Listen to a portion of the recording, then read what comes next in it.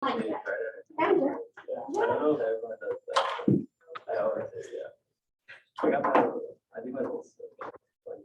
Yeah, I just worry. Just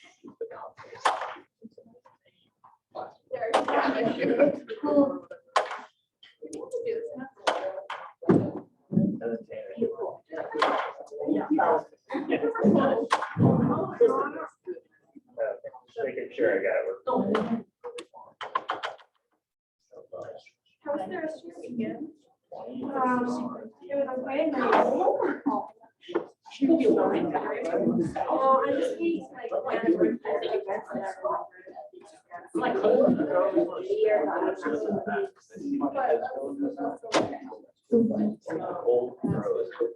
didn't think I was gonna have All right. Welcome. Let's go ahead and get started. So I hope you've been enjoying the rainy, dreary weather we've got outside. It's possible. remind you of home. It does. Yeah. Air quality is really nice. We get all the rain and stuff. So I hope that you're having a good week so far. And we are over halfway through the quarter. We're really moving along quickly. So I want to give you a few updates related to the course at this stage. We'll hear from Gavin, who will be talking to us about rhetoric, and we'll be exploring this a little bit more. This is a super broad theory that covers a whole lot and sort of an entire field of communication.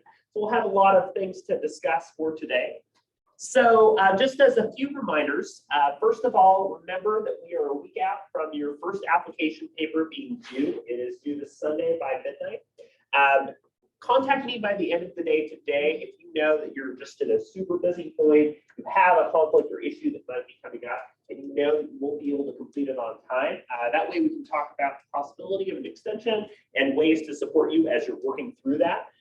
So just know that it's coming up on Sunday, and just to plan kind of with that deadline in mind, working through the assignment.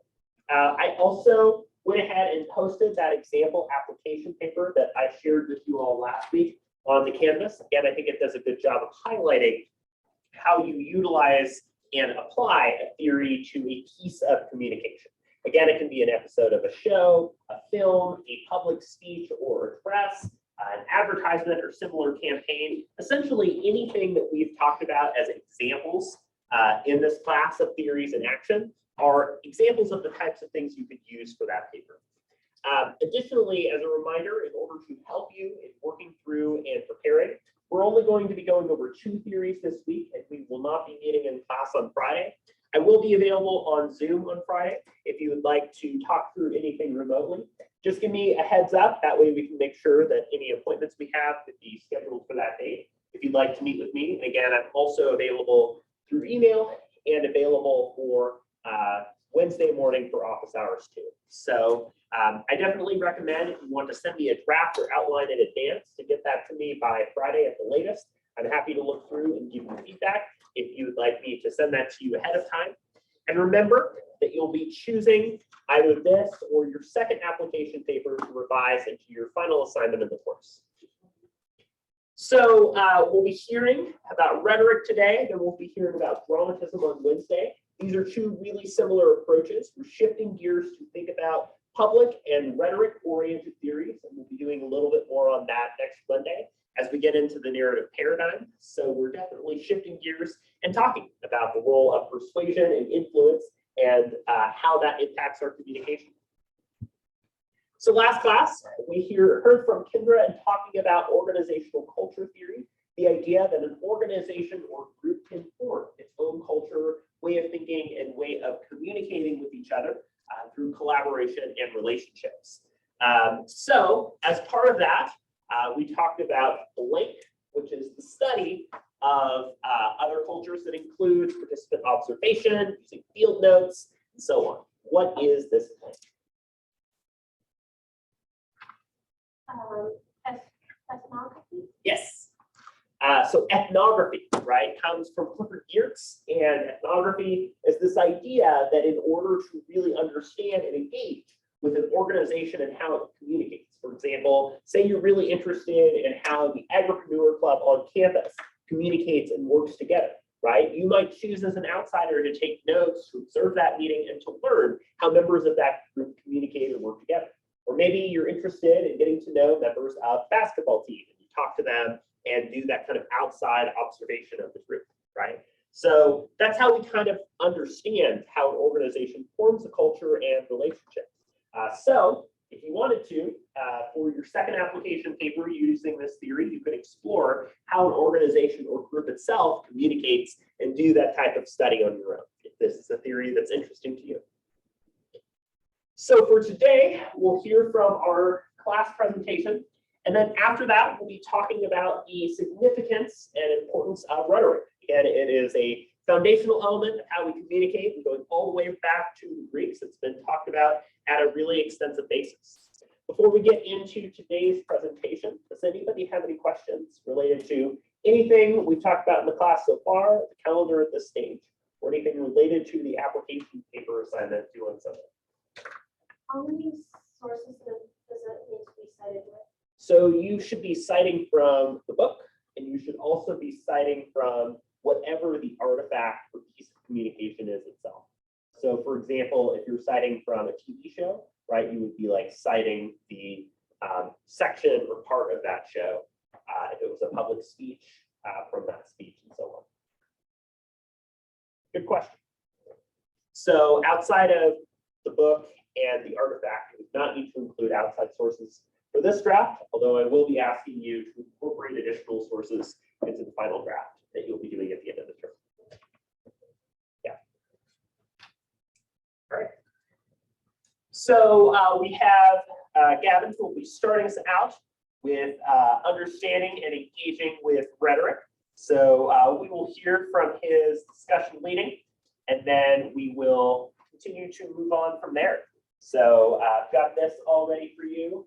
You're welcome to click or use arrows as you're working through. A split second to get we're ready. And whenever you're ready.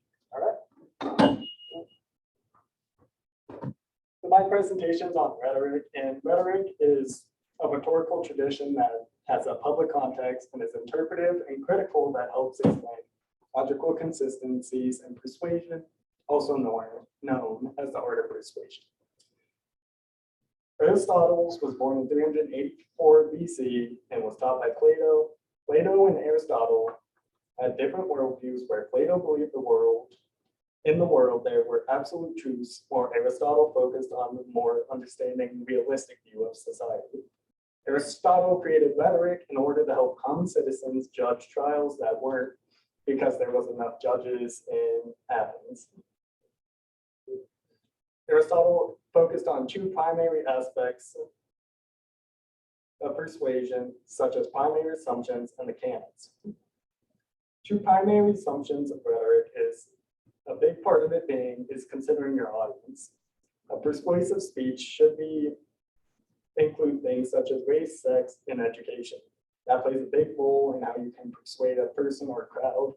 So a good example of this is if you're doing a political debate, you don't ramble off about what the best soap is, you choose your audience. And then he also used proofs to help he used proofs to prove some of the assumptions. First one being ethos, which is basically, if you're a person of high authority or power, it's going to show, and you're going to be more persuasive because of that. While someone that's more like a common citizen, they probably won't have as much power or persuasion because they're not experts on the topic. He also talks about logos, which is the use of factual evidence, basic stuff. This is like writing an essay almost. You're just using basic evidence to persuade. And then the last proof he used is pathos, which is the use of emotions and the use of emotions to help persuade someone. So these could be things such as happiness, nostalgia, sadness, or even fear to help persuade. Hello, Your Honor. You want a smoking gun? Here is your smoking gun. What is that? It's a bee smoker. What is the this harmless little contraption. It couldn't hurt a fly, little old bee.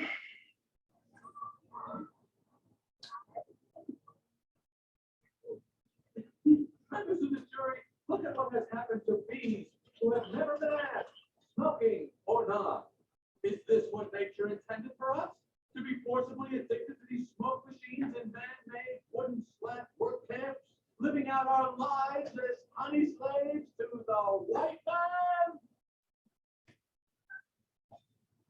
No, leave the species gone. Ladies and gentlemen, Okay, so that basically helped show the use of pathos. So he uses pathos in that clip in order to show the pain that bees go through when they're getting smoked. And then he also uses logos, which is the evidence that the smoke actually hurts them and it isn't so much peaceful as thought. And then there are the 5 canons of rhetoric. So the first canon is indentation, which is basically the same concept as logos, which is the use of logic and evidence. He then has arrangement, which is how we use structure to make it easier for the listener to understand. So this arrangement would be also kind of like an essay. It's start, middle, end, basic concept like that. Style is used in order to make it more memorable and easy to understand. So style, basically putting your own twist on it to make it sell, basically. And then delivery, how you deliver your speech. Do you show confidence? Are you proud of what you've done, or are you more nervous, almost kind of running away from what you're showing? And then the use of memory, which is basically you're creating a safeguard for yourself in case someone creates questions for you. So this could be basic things like just knowing what you're talking about. If you're just rambling on and somebody asks you a question and you don't know what the answer is to it, it's going to hurt your persuasion in that article, basically. And that's all I got. All right, thank you for getting us started in thinking about rhetoric. I swear, anytime I see a clip from the movie, I'm just remembered of how bizarre and strange that movie is. But a good example, right, of how we use rhetoric to communicate in everyday life. So I really appreciate it. In discussion leading, the way that you were able to hit on the key ideas of what rhetoric is and how rhetoric works. Some of these canons, traditions, and ideas are probably things that you've heard of in another class. If you've taken a course in writing or rhetoric, or you've just taken a class related to public speaking or persuasion. These things get talked about a lot, and many of the elements of rhetoric are things that we continue to hang on to and utilize to this day. So understanding that rhetoric has this strong tradition in context, but that it's also changed in response to changing circumstances and audiences, including the role of digital technology and media, is something that we'll be looking into as well. So I'll build off of some of the points Gavin gave here about what rhetoric is and some of the ideas surrounding rhetoric for today, right? So rhetoric concerns itself with what are known as the available means of persuasion. Right? Oftentimes when we hear the word rhetoric, for example, political rhetoric, or somebody says, that's just rhetoric, we use that in a derogatory way to say that people are just arguing or fighting, right? But rhetoric as a study and subfield, an area that we do within communication, but also in a lot of other areas, again, including in writing, rhetoric, digital humanities, and a lot of different components, are concerned with how we reach audiences and ultimately engage in persuasion. Right, one of the fears that was brought up from the Greeks was this idea that at its worst, rhetoric is not about an art, right? The same way that something like painting or ceramics might be, but instead that rhetoric would, quote, make the weaker argument the stronger. You think about this like a used car salesperson, right, who tries to get you to buy the car and is willing to manipulate and fudge the truth if it means making a sale, right? So in situations like that, there's a lot of fear about what rhetoric can do, that it's not necessarily about truth, but it's about persuasion or perhaps duping other people. But the art of persuasion and the way that we use persuasion and influence to impact each other is both useful as we're developing as speakers, as presenters, for a class, for speech, for anything else that we're working on, but also to analyze and understand the speeches and rhetoric that we hear from the world and from those around us, right? So using those kinds of situations to understand and engage with meaning is incredibly important. This is not only rhetorical, but this public approach is examining larger audiences. It takes on both an interpretive and hermeneutic approach, as well as a critical approach. In fact, there's been a turn toward more critical approaches to rhetoric that have examined power, representation, and identity as it relates to the ways that we use persuasion to convince one another and portray issues. For example, some people have studied rhetoric in the context of things such as public address, speeches for all the way back from Lincoln's Gettysburg Address to more recent examples of public speeches and presentations. For example, for the first time since 2019, last weekend was the White House Correspondents' Dinner, in which case there were a lot of speeches that were trying to be humorous and persuasive, and it's an example of how the analysis of, for instance, Trevor Noah's speech at that dinner, right, would be an example of using the rhetorical tradition to make sense of and analyze our communication. I'll be showing you a classic historical example here of how rhetoric, and particularly a rhetorical situation or moment, shapes communication. So getting into rhetoric, right? Rhetoric brings with it a series of assumptions. If we think about examples of good speakers, for example, these could be celebrities, famous figures, influencers, politicians, people that are trying to convince and have done so effectively. One common thread that you'll notice in a variety of effective public speakers is that they consider audience, right?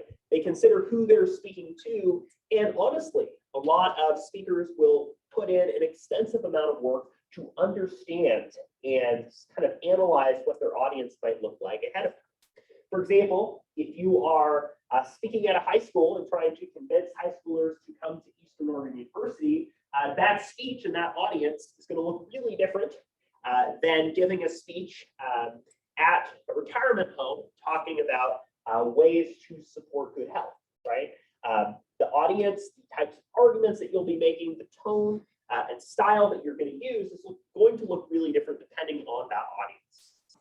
Additionally, the idea of an argumentative proof, right, or using different forms of argumentation and support is an important element that is present in just about every speech. Even if the speech is informative in nature, right, it is making arguments by convincing us why we should believe the information that we're being given. If we're given an informative speech about the benefits to washing our hands, intuitive to that speech is this idea that we should wash our hands. Right? So we'll use the supporting details and evidence on a regular basis. And then lastly, this idea of audience analysis, right, is about sizing up and trying to understand who you're speaking to and in what context. For example, there's been a lot more focus on the use of virtual and remote presentations and meetings, including the use of Zoom. And there's a lot of ways in which you can figure out, based on who's in the meeting, who has the video on and off, how you might choose to engage with people. For example, asking them to participate in the chat, giving somebody a breakout room, or giving an opportunity for people to talk, kind of going down one by one. So these are examples of the ways in which we might choose to use speaking and presentation skills in that context. So as mentioned, right, by Gavin, there's these ideas of proofs. I want to go into a little bit more about them and some of the ways that they shape our communication. So Aristotle, right, coming from the Greeks, believed that in a perfect world, all we would have would be logic.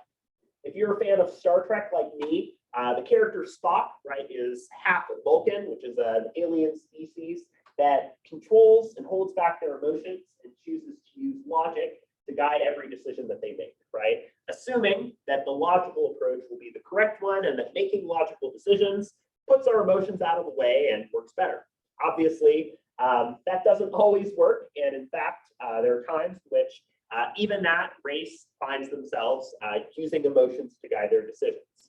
But we don't live in that perfect, purely logical world that Aristotle wanted. We live in a world where we're influenced by emotions, we're influenced by context, by people who do not tell the truth or distort the truth, in how we acquire and use information. So all three of these things become especially relevant as we're thinking about engaging in persuasion. One of them being ethos or credibility. Ethos is about getting your foot in the door.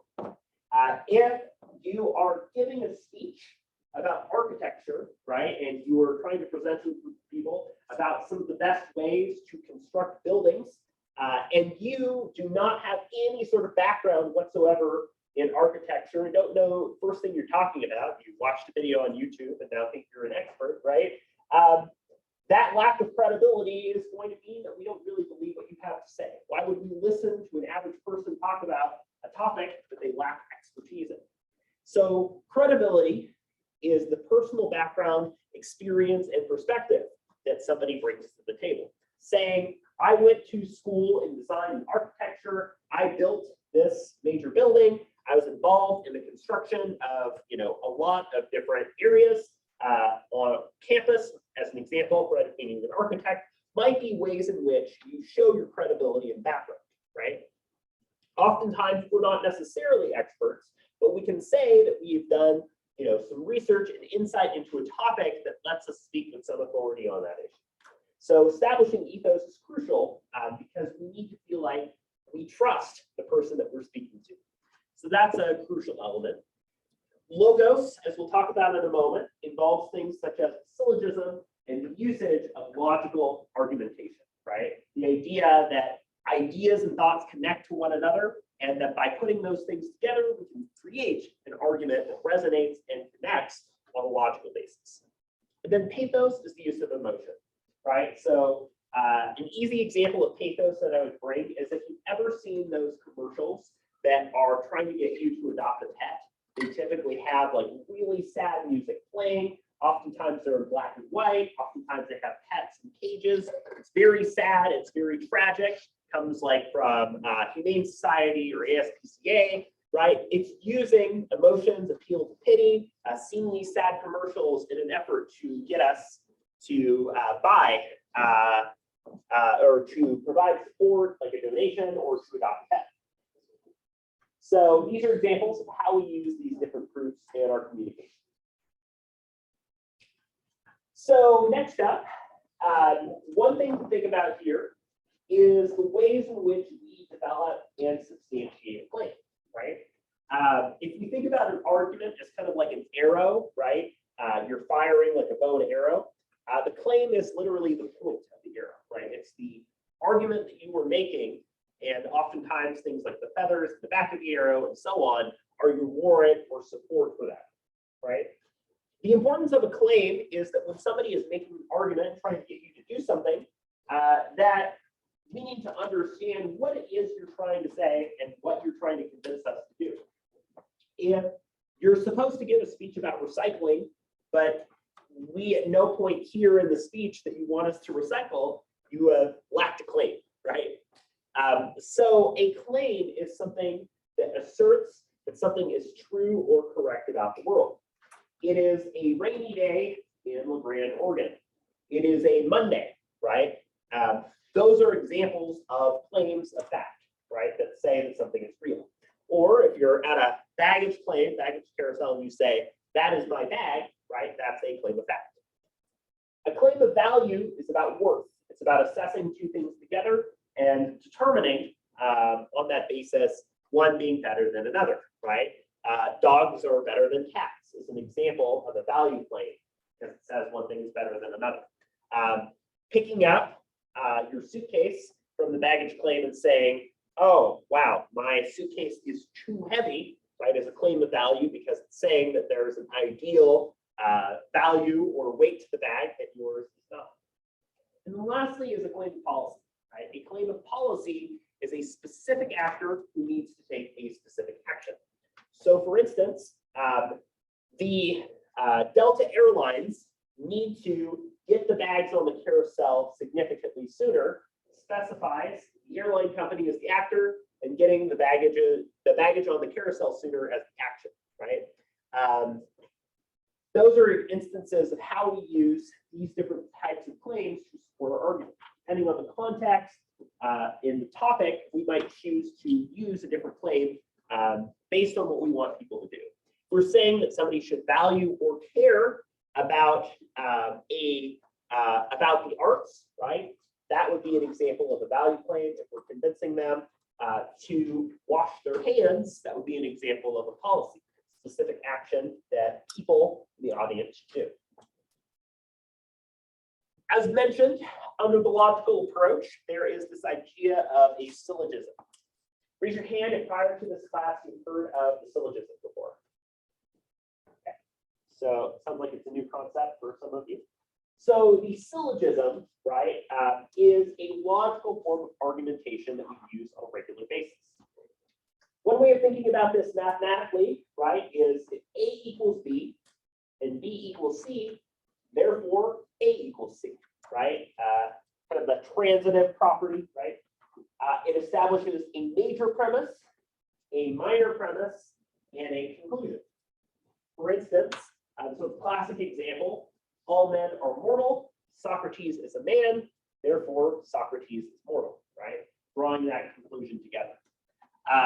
Or saying, for instance, when there's smoke, there's fire. I see smoke outside, therefore there must be a fire outside, right? Or Julia does well when she studies. Julia has studied, therefore she will do well, right? That would be an example as well of the syllogism.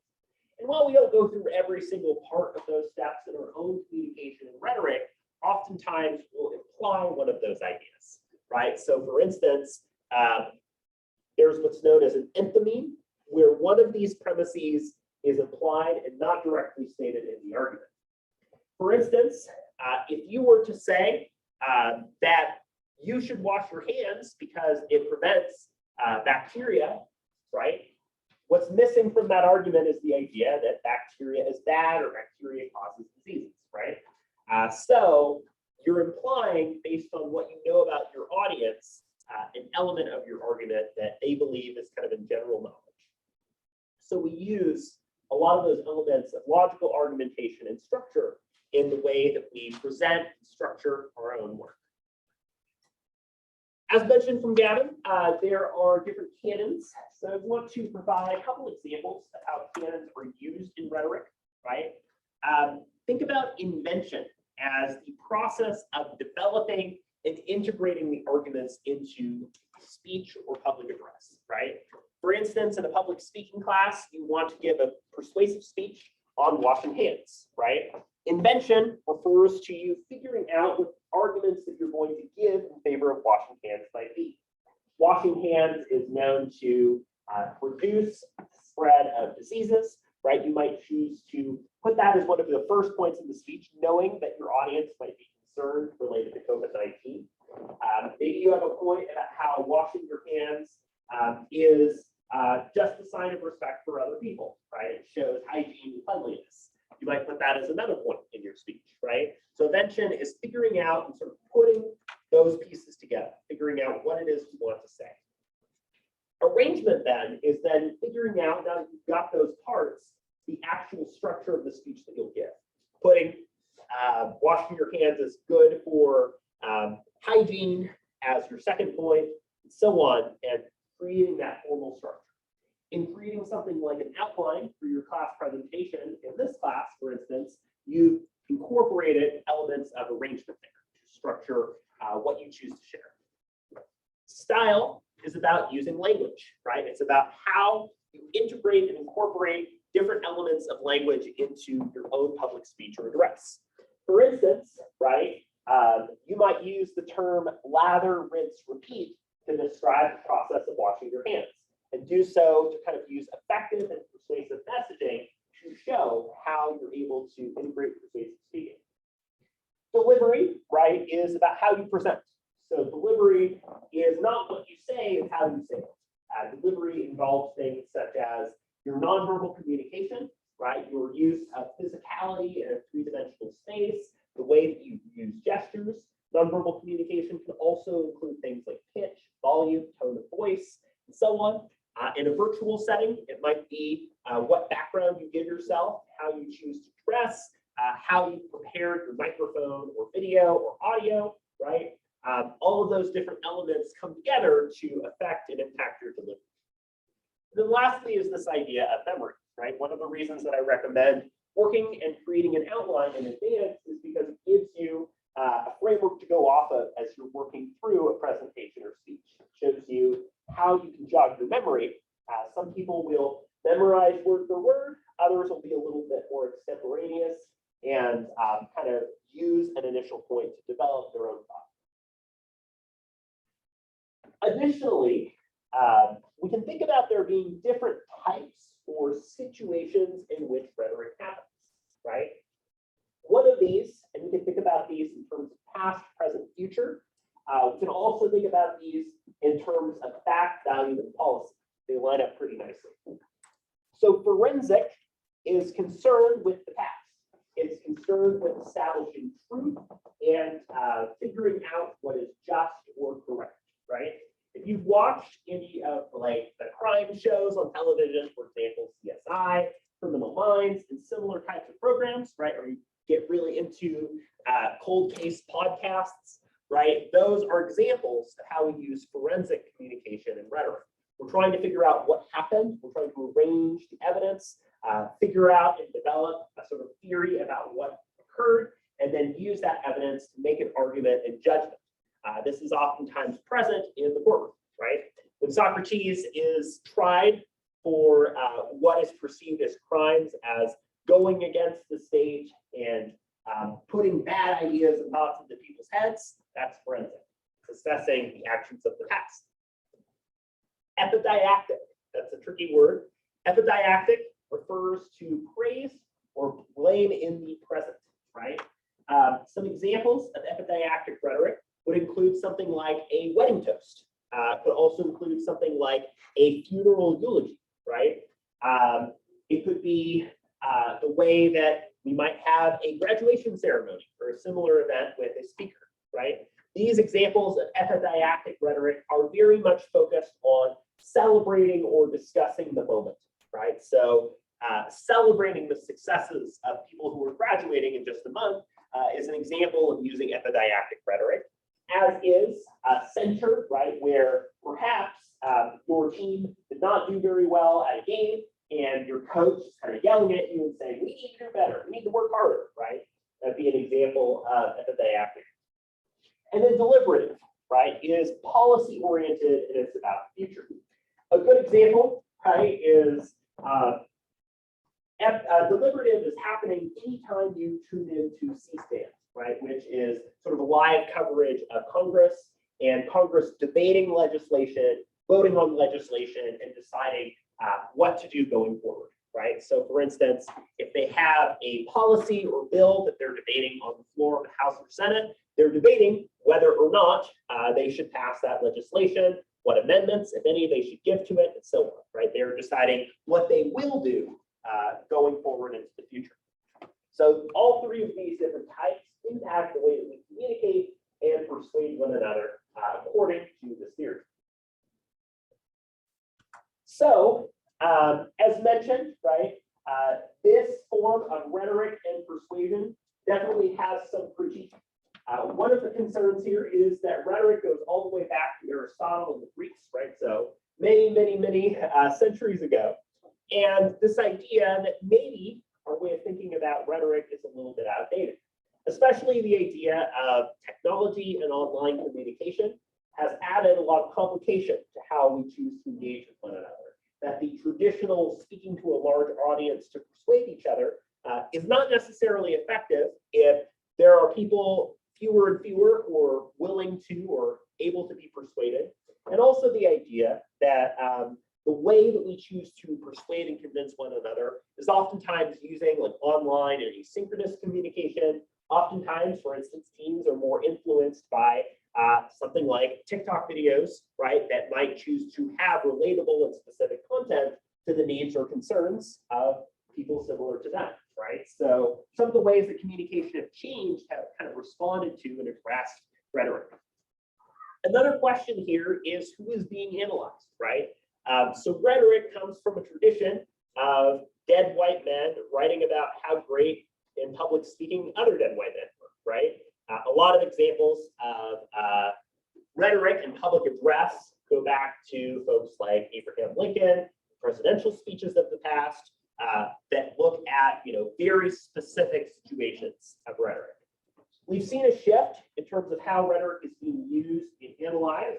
Again, a sort of critical rhetoric term that has analyzed rhetoric that's happened in a lot more diverse populations and backgrounds, but it does come from that context and that history of primarily kind of putting on a pedestal white men speaking well, right? So that's sort of problem of the history of rhetoric, and also the demographics of the time, right? We can think back to ancient Greece and the idea that there were very public settings in which people were persuaded and convinced, and that shaped a lot of the elements of communication that we saw from that time period. So maybe with all the shifts and changes online that we've seen, the demographics of how we can convince and persuade each other look really unique by comparison.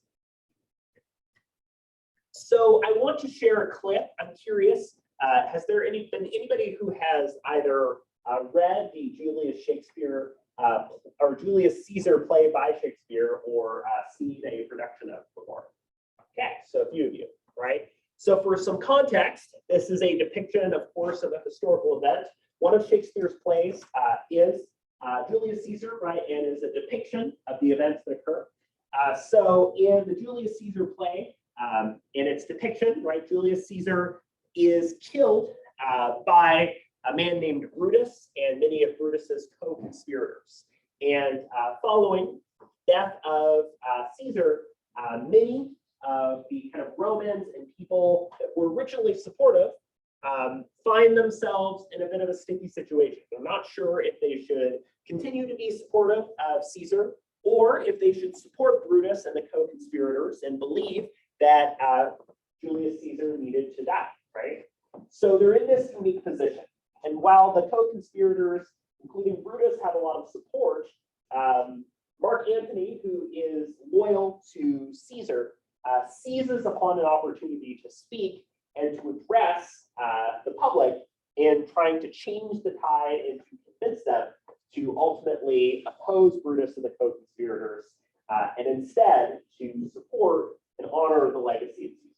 So I want to share this as an example here of the ways in which our use of persuasion and rhetoric can be applied to this standard. We'll hear him. No one answers so well. For that sake, I am owning you. But if you hear Brutus, he's not for Brutus' sake, he finds himself beholding for something.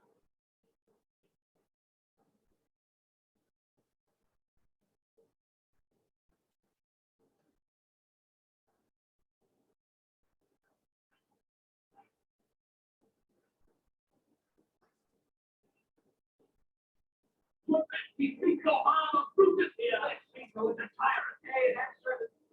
Your flesh, the throne is ready.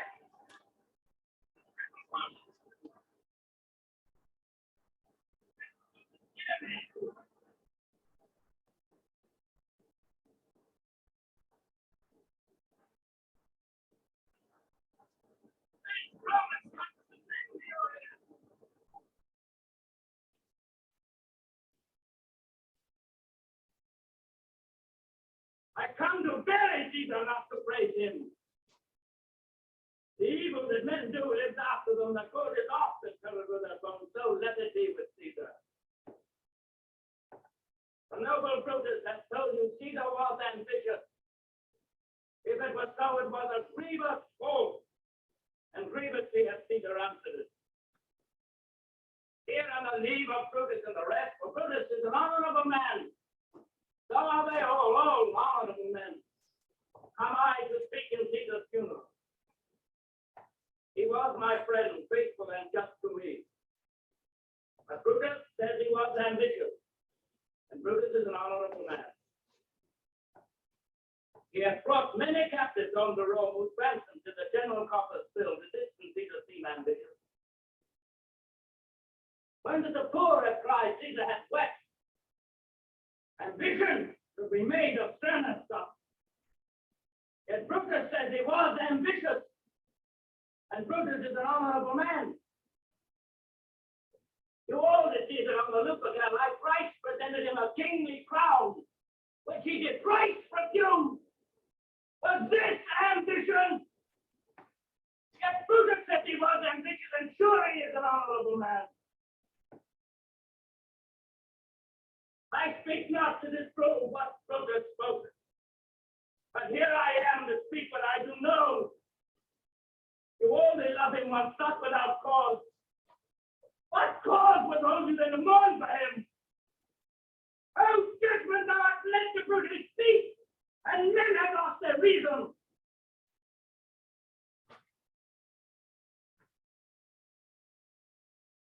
Bear with me, my heart is in the coffin there with Caesar, and I must.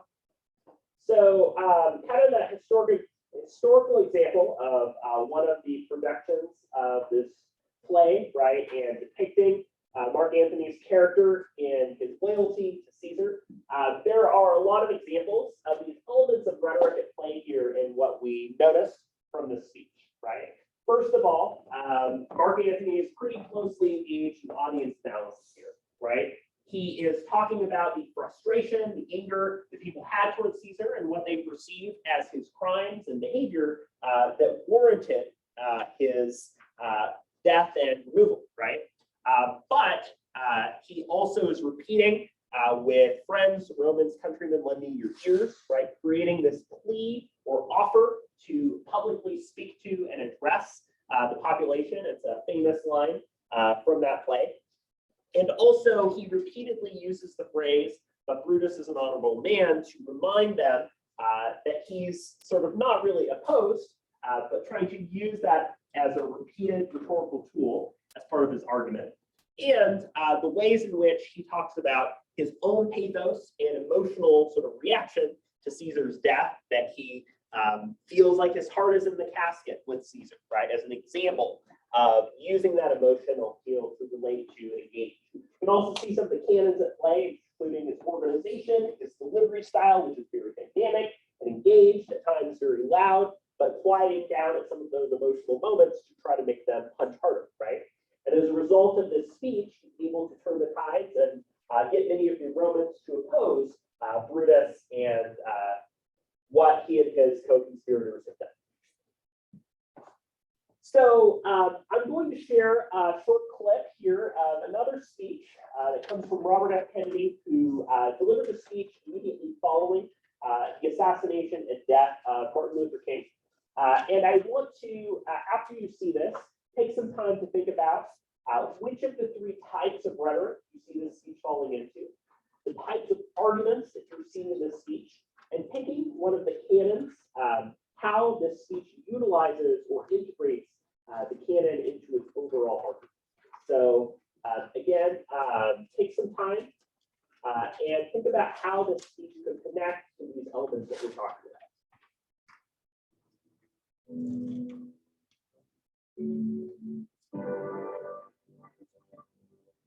I have some very sad news for all of you, and I think sad news for all of our fellow citizens and people who love peace all over the world.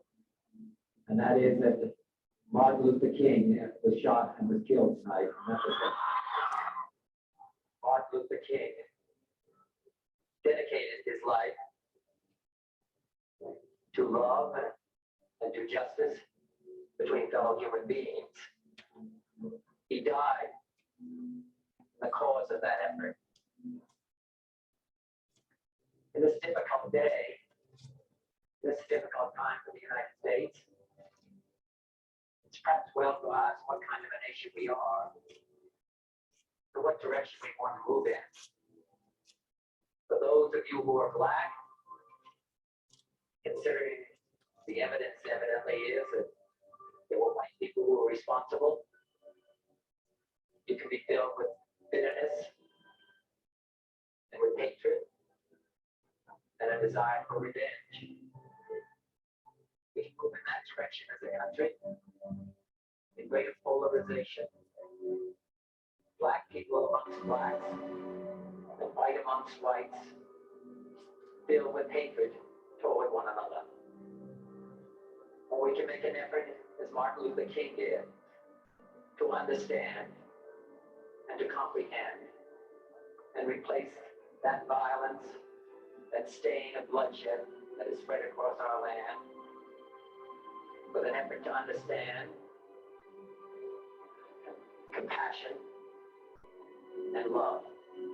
So I wanted to highlight this speech because while it's definitely received both praise and criticism in how it's being sort of the delivery, the elements, of course, at the time, it's, I think, an example of a rhetorical situation and of using persuasion and rhetorical strategies to try to address and respond to that situation, right? So RFK was the brother of John F. Kennedy, who was also running for president at the time following JFK's death, and was sort of seen as somebody who was uniquely called upon in that moment to address that issue. So take some time on your own to write or type. You can work with a partner if you'd like. Of the three types of rhetoric that we've talked about, which does this speech fall into? Forensic, epididactic, or deliberative? What types of arguments are being made, and how might this speech utilize one of the canons that we've talked about? We'll give you a few minutes to work on your own here, or work with her.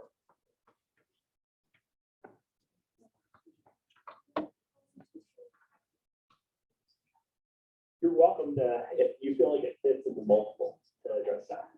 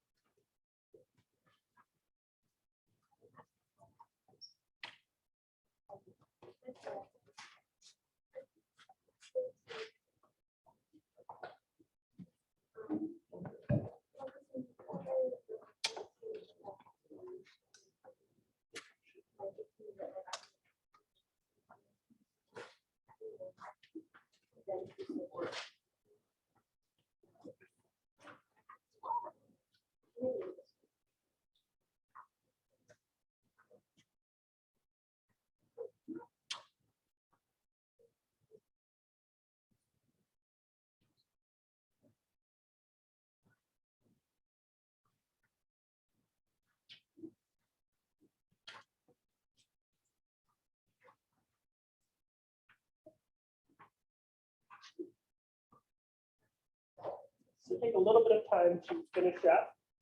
You're currently working on here.